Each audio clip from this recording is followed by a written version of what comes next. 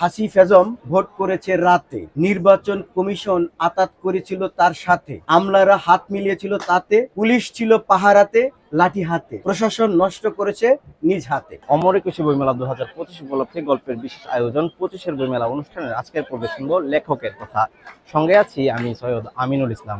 আচ্ছা, লেখালেখির যে শুরুটা সেটা কখন হয়েছিল? লেখালেখির শুরুটা আসলে আমার প্রথম বই বের হয় 2006 সালে। তো তার আগে থেকেই লিখি, কিশোর বয়স থেকে 18। আমার প্রথম যে একটা ছড়ার বই বের হয়, ওই বইটার নাম ছিল চোর। চোর কবিতার আমার প্রথম লেখা ওইটাই। তখন আমার এক বন্ধু ডাক্তার বললো যে এটা তুমি বই প্রকাশ করো, মানে আমাকে অনুপ্রেরণা দিল। তো তারপরে বইটা প্রকাশিত হয়ে গেল। এরপরে থেকে আর লেখার অনুপ্রেরণা পেয়েছি। আসলে ছোটবেলা থেকে বই পড়ার খুব অভ্যাস ছিল।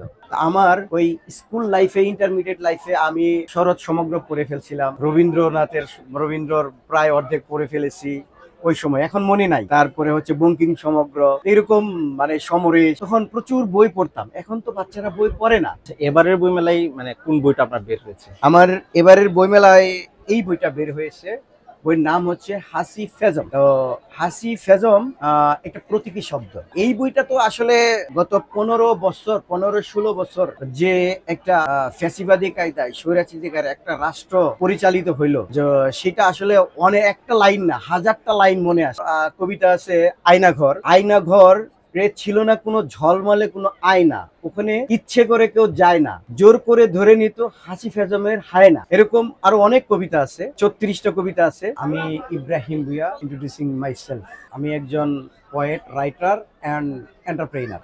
হচ্ছে আমার হোম ডিস্ট্রিক্ট হচ্ছে টাঙ্গাইল। আমি প্রফেশনালি একজন সফটওয়্যার ইঞ্জিনিয়ার, এবং ব্যবসায়ী। আমি একটা আইটি কোম্পানির ম্যানেজিং ডিরেক্টর, ছোটখাটো একটা কোম্পানি, সেলফ এমপ্লয়মেন্ট বলতে পারেন। এবং পাশাপাশি আমি লেখালেখি করি। আলহামদুলিল্লাহ ভালো রেসপন্স পাচ্ছি। এই বইটা আসলে একটা বিষয়ভিত্তিক বই। সেটা হচ্ছে যে এটা একটা কালের সাক্ষী। যেমন 52-র ভাষা আন্দোলন, তারপরে আমাদের 69, 70, 71, এই যে দীর্ঘ একটা আন্দোলন সংগ্রাম হয়েছে। তার আগে 47-এ ভাগ হয়েছে।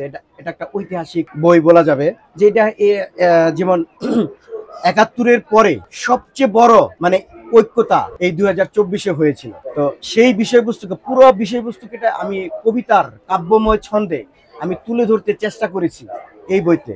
তো এইখানে যেটা বোঝাতে চেয়েছি যে গণতন্ত্রের আড়ালে এক ব্যক্তির ফ্যাসিস্ট কায়দায় শাসন ব্যবস্থা, এটা শুধু একটি বই না।